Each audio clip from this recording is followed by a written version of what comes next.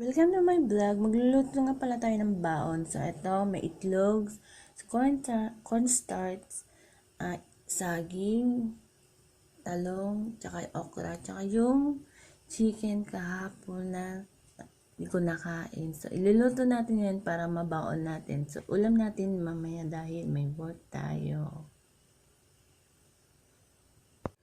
So, una nga po natin iluluto yung manok natin. Then po, piprito muna natin yung dalawang pita.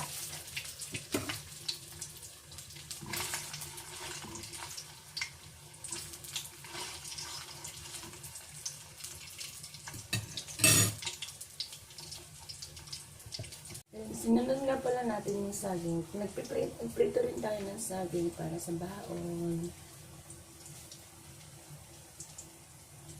Ganyan nga pong gagawin natin sa talong kung nagtuno tayo ng cornstarch tsaka itlog para yan. Pag po naman natin yung talong, piprito na natin. So, limit lang natin sa ito, naggawa tayo ng itlog na may cornstarch.